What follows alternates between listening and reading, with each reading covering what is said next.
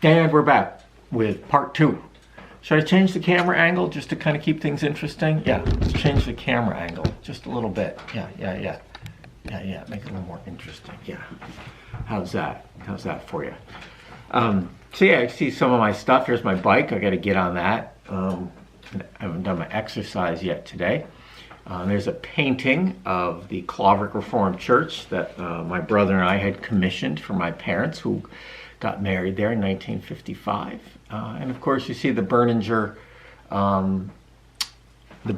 pitchfork collection on the wall behind me. So anyway, picking up with Maria's questions.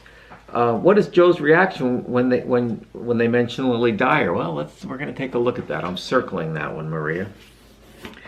And also, what changed for Louisa while Joe was away? Good questions here, people. Good job.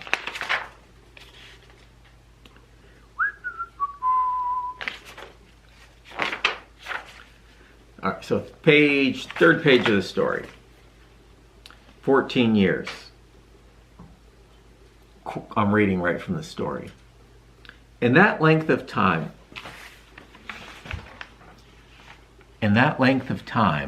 much had happened. Louisa's mother and brother had died, and she was all alone in the world. But greatest happening of all, a subtle happening, which both were too simple to understand, Louisa's feet had turned into a path smooth under a calm, serene sky, but so straight and unswerving that it could only meet a check at her grave, and so narrow that there was no room for anyone at her side. So, over those 14 years, she just got in the habit of being alone. She found a good life in being alone, and without even knowing it, she found her path. She found her path. So, by the way, I didn't ask you what you all thought of Louisa. I find her, the words used to describe her, peace itself, serenity, patient, all very positive, all things I would hope to feel and be described as by someone.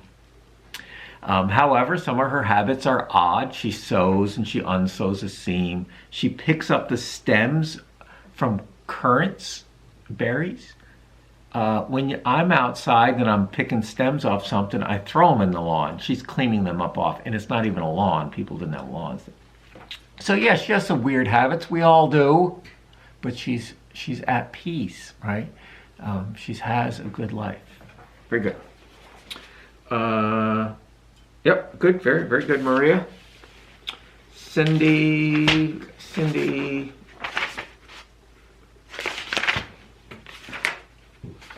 I think that is it. I'm gonna loop back here.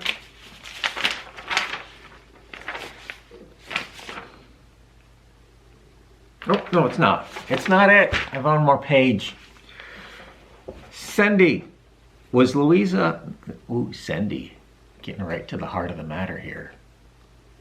Was Louisa ever really in love with Joe? If so, why did she feel relieved after he left her house for the first time he visited her? Why does his presence in her house make her uncomfortable? So, Cindy and everyone...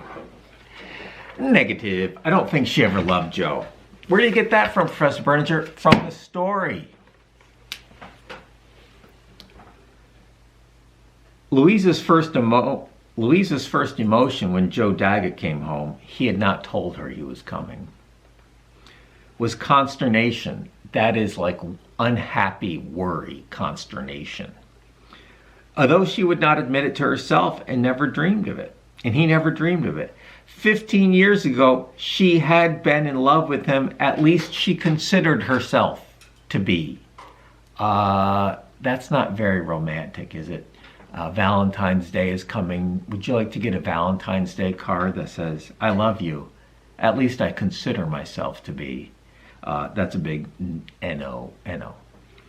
Just at that time, gently acquiescing and falling into the natural drift of girlhood. I think that's why they got engaged. It's natural. She had seen marriage as a reasonable feature and probable desirability of life. Folks, these are not romantic terms. If someone proposes to you on this Valentine's Day coming up and says, "Dear, I see marriage as a reasonable feature and probable desirability of life. Will you marry me?" You might want to say no. That's about the least romantic way anybody could ever propose to someone. So she was going to get married because that's what women did. That's what women did back then. They got married, right? Frankly, I think there's still a lot of cultural pressure on women to get married. Not as much on men. Like I say, when I was in my 30s and single, women would kind of go, "Wow, how come no woman's gotten you yet?" Other men would look at me with great envy that I was single in my 30s. When I got married, and one old guy said to me, "Good, now you can be miserable like the rest of us." I'm not miserable. My wife's lovely.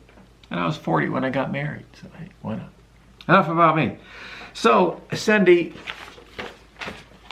no, it was never really the kind of love that you should have for someone, at least early on in a relationship. Richard, if they were planning on getting married, why was communication between so seldom? Well, I think if they ever were in love, they fell out of love, right? They fell out of love. There's an affair being hinted at between Joe and Lily. How long has this been happening? I think it only happened, Richard, I'm sorry. Good question, Richard. It only happened after Joe Daggett got back from Australia. I don't think he was writing to her or anything like that. I think he came back, he came across her, and they were just in love. So I don't think it's been going on. It's only been going on since he got back from Australia. So the time span of the story is like a month, honestly. I'm not really sure. So there's a little bit of time there. All right. So I promised to get back to Nicole's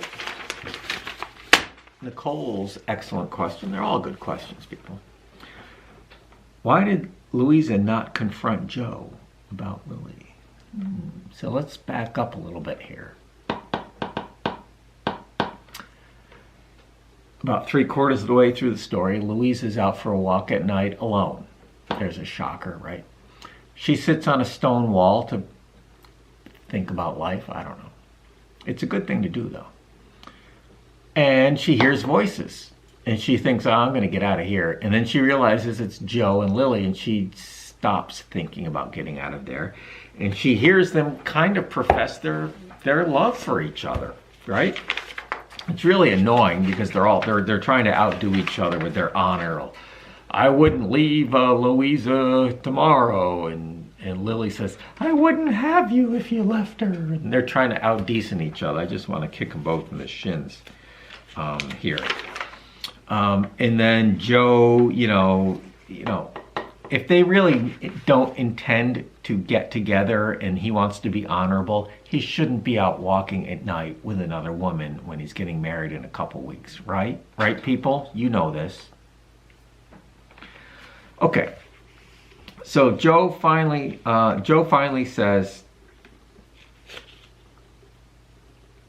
or she says, Lily says, and Louisa's listening to this, Lily says, "I guess you'll find I shan't fret much over a married man." She's saying, "Oh, I won't worry about it once you're married." And he says, "Well, I hope you won't. I hope you won't, Lily. God knows I do. And I hope one of these days you'll come across somebody else." No, he doesn't. That's why it's so slow, the way he says it, the big dashes. She says, "I don't see any reason why I shouldn't." Suddenly her tone changed. So they're both sort of kind of strike this pose of "Oh, I'm a good person and I'm not going to leave Louisa. Oh, I wouldn't have you if you did." Well, they shouldn't be out together. Then suddenly Lily starts speaking the truth. "No, Joe Daggett, I'll never marry any other man as long as I live. I've got good sense and I ain't gonna break my heart nor make a fool of myself. But I'm never gonna be married. You can be sure of that. I ain't the sort of girl to feel this way twice." Then there's a rustling in the bushes. I'll tell you what that is when you're a little older. But, come on, sister. You know, men are like buses. There's always another one coming, honey, right? There's always another one coming. But no, this is all this very romantic, dramatic stuff. So anyway, back to Nicole's question. Why didn't Louisa confront Lily? So at this point, Louisa has heard this, and she's just sort of like dumbfounded. And she's got a couple choices. She could make believe she never heard it and marry Joe and continue on. She could confront him, call him a hoe bag, I guess. And she could say, you know what, Joe, I know you love Lily Dyer. I know you love Lily. But, you're going to marry me and I'm going to marry you. And I'm going to do this out of spite. And every day that we're married, you're going to see the woman you love. And you're going to wish you were with her. But you're stuck with me, you rotten. So she could have done that, right? Instead, Louisa takes the high road, the highest road, right? Remember, in her subconscious, which we talked about in the Young Goodman Brown video, she wants to get out of this, right? She might not know it, but here a door opens up and she realizes here's a chance to get out of this, right? Why have a fight with somebody when you can get to your goal without it? And they meet, they talk, and she tells Joe that, she's lived alone a long time. She says to him what she should have said right when he got back, right? She says to him what she should have said right when he came back. She says, I've lived this way a long time, and I'm going to stick with this way. And he says, oh, I'm going to be honest. I think maybe it's better this way. But if you'd wanted to keep on, I'd have stuck with you. Oh, yeah, he's still trying to be Mr. Decent.